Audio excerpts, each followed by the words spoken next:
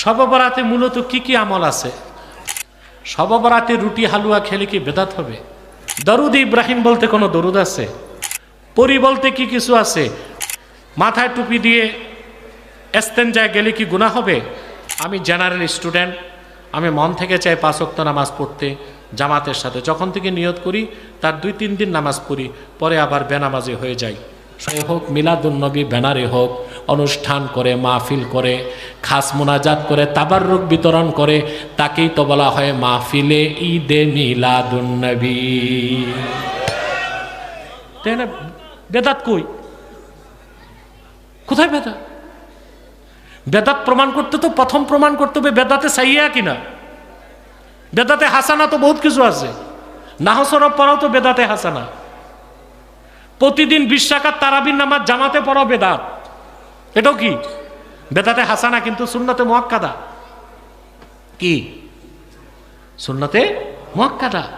অতএব বেদাত বলে ঈদে মিলাদুন নবী সাল্লাল্লাহু আলাইহি ওয়াসাল্লাম মাহফিলের বিরোধিতা মূর্খ ছাড়া কেউ করতে পারে না। এই বাড়াবাড়ি আমাদের বাদ দিতে হবে।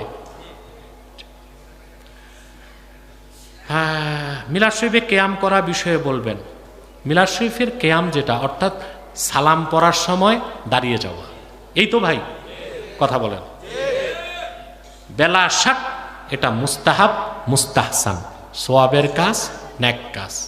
কেউ যদি না করে আমি মনে করবো যে মুস্তাহাব করে না, তার বিষয়। কিন্তু কেউ যদি হারাম সেরেক বলে, আমি তাকে ফেতনাবাজ, গোমরাহ, পথভ্রষ্ট মনে করি।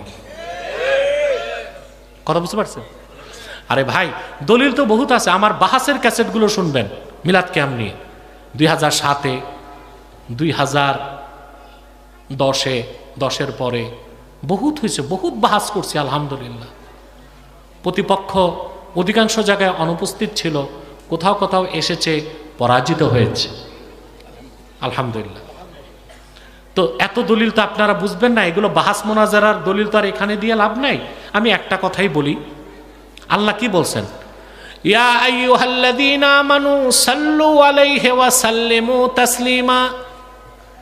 আমার হাবিব মুহাম্মদ সাল্লাল্লাহু আলাইহি সাল্লামের কদমে সালাত পাঠাও। কিন্তু আল্লাহ সাল্লু সালাতান বলেন নাই, সাল্লিমু তাসলিমা বলেছেন। অর্থাৎ দরুদ পাঠাও, এটা বসেও চলবে, শুয়েও চলবে, হাঁটতে হাঁটতেও চলবে, কিন্তু সালামটা পাঠাতে হবে বিনয়ের সাথে, এখলাসের সাথে, তাজিমের সাথে, মহব্বতের সাথে। ঠিক না? এসকাল আছে কোনো? এই ব্যাপারে আমাদের আকাবিরিন প্রচুর কিতাব লিখে গেছেন, যা আপনি গণনাও করতে পারবেন না। এবং আমাদের ডক্টর সাইফুল ইসলাম, জি ডক্টর সাইফুল ইসলাম আজহারি, আপনাদের পীর সাহেবের বড় সাহেবজাদা, আলহামদুলিল্লাহ, খুবই যোগ্য আলেম, ভালো লেখক। আজহার থেকে তো অনেকেই পড়াশোনা করে আসে, আমরা দেখি ডিব্বা খালি, নামটাই শুধু আজহারি। আর এটা এই আমাদের সাইফুল ইসলাম আজহারি এলেমের একটা বিরাট অংশ আজহার থেকে সিনায় আনতে পেরেছে আলহামদুলিল্লাহ। আমাদের পূর্বপুরুষ হাদিয়া বাঙ্গাল শাহ কারামাত জনপুরি রহমতুল্লাহ, যার হাতে 2 কোটি লোক মুসলমান হয়েছে, ওনার লেখা বিখ্যাত কিতাব মুলাক্খাস, এটার আরবিতে ব্যাখ্যা করেছেন তিনি, যা বৈরুত থেকে ছেপেছে।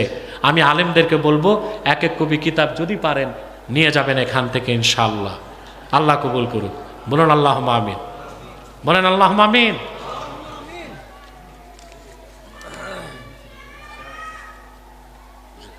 জি আলহামদুলিল্লাহ। শবে বরাতে মূলত কি কি আমল আছে? লাইলাতুল বারাতের মূল আমল হচ্ছে রাত্রি জাগরণ করে ইবাদত করা আর দিনে রোজা রাখা। এটার পক্ষে সহিহ হাদিস 7টা আছে। কয়টা? এবং আব্দুল্লাহ বিন বাস তার হিসনুত তাওহীদ কিতাবেও লিখছেন, দামেশকে কয়েকজন তাবি লাইলাতুল বারাতে সারা রাত জাগ্রত থেকে ইবাদত বন্দেগী করতেন। এটা হচ্ছে মূল কাজ। এখন আপনি নির্ধারিত কি করবেন? নির্ধারিত কিছু করার দরকার নাই। লাইলাতুল বারাতে সারা রাত তাহাজ্জুদ পড়বেন, সালাতুত তাসবিহ পড়বেন, সালাতুল হাজাত পড়বেন, সালাতুত তওবা পড়বেন, কোরআন তেলাওয়াত করবেন, দরুদ সালাম পড়বেন। রাত জেগে ইবাদতটাই মূল কাজ। আর দিনে রোজা রাখবেন। দিনে মুজাদ্দিদ আল ফেসানি রহমতুল্লাহ একটা নামাজের আমল দিছেন 8 রাকাত। ওটা যদি পড়তে পারেন পড়বেন, সমস্যা নেই। শবে বরাতে রুটি হালুয়া খেলে কি বেদাত হবে? আচ্ছা, শবে বরাতের আগের দিন রুটি হালুয়া খেলে বেদাত হবে? পরের দিন তো শবে বরাতের দিন বেদাত হবে, এটা কেমন গায়ের জোরের কথা ভাই? কথা বলে শবে বরাতের আগের দিনও রুটি হালুয়া বেদাত না, পরের দিনও রুটি হালুয়া বেদাত না, শুধু শবে বরাতের দিন রুটি হালুয়া খেলে বেদাত হবে? হ্যাঁ, কেউ যদি রুটি হালুয়া খাওয়া শবে বরাতের অংশ মনে করে, ইবাদত মনে করে, তাইলে বেদাত হবে। রেওয়াজ মনে করে খাইলে কোনো সমস্যা নাই। পরি বলতে কি কিছু আছে? মহিলা জিনকে অনেকে পরি বলে। মাথায় টুপি দিয়ে ইস্তেঞ্জায় গেলে কি গুনাহ হবে? টুপি না পরলেও খালি মাথায় ইস্তেঞ্জায় যাওয়া ঠিক না, কমসে কম একটা কাপড় হলেও মাথায় দিয়ে রাখবেন। শয়তান বারবার ধোঁকা দেয়। যে ভাই প্রশ্ন করছেন তাকে সহ সবাইকে আমার একটা প্রশ্ন, চোর, ডাকাত, খুনি, জেনাকার বড় অপরাধী না বেনামাজি বড় অপরাধী? চোরে বলতো, যার নামাজ নাই তাকে তো মুসলিম বলে স্বীকৃতি দেওয়াই কঠিন। রাসূলুল্লাহ সাল্লাল্লাহু আলাইহি ওয়াসাল্লাম ইরশাদ করেছেন, মান সাল্লা সালাতানা ওয়াস্তাকবালা কিবলাতানা ওয়া আকালা যাবিহাতানা ফাযালিকাল মুসলিম। ঈমান আনার পরে যে আমাদের নামাজ পড়লো, আমাদের কেবলা কাবাকে মানলো, আমাদের জবাইকৃত পশুর গোশত গেল, সে লোকটা মুসলিম। অতএব ঈমান আছে কিনা নাই তার প্রমাণ হবে নামাজের মাধ্যমে। এই জন্য ফকিহদের অনেকের মতে চোর, ডাকাত, খুনি, জেনাকার তারা পৃথিবীর মানুষের চোখে বড় অপরাধী, কিন্তু আল্লাহর দৃষ্টিতে তার চেয়ে বড় অপরাধী বেনামাজি। নামাজ পড়বেন, বাস এই কথাটা আমার মনে রাখবেন, ইনশাআল্লাহ আল্লাহর হুকুমে নামাজ পড়ে যেতে পারবেন। তালাক প্রাপ্তা নারী বিয়ে দেওয়ার হুকুম কি, এবং তালাক দিছে তার সাথে বিয়ে দেওয়া যাবে কি? আপনি যদি আপনার স্ত্রীকে 3 তালাক দেন, মুগাল্লাজা, 3 তালাক দিলে আপনার স্ত্রী হারাম হয়ে যাবে। একসাথে দেন, আর 3 তুহুরে 3 বার দেন। একবার একসাথে 3টা দিলেও কি হবে? তালাক হবে বিদআত তরিকায়, কিন্তু তালাক হবে, তালাক হবে।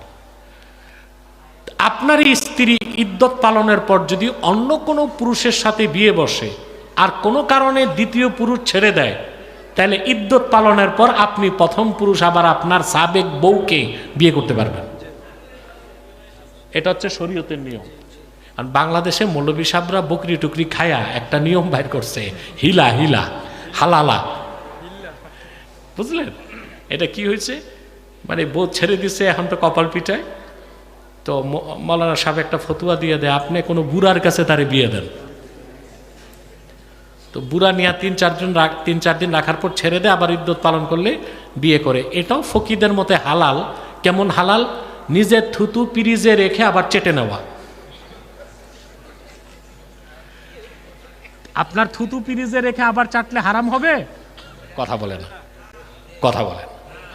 নিকৃষ্ট হালাল না? ওই রকম নিকৃষ্ট হালাল। এই কাজ তালাকও দিয়েন না, আর তালাক দিলে আর আনার চিন্তাও করেন না।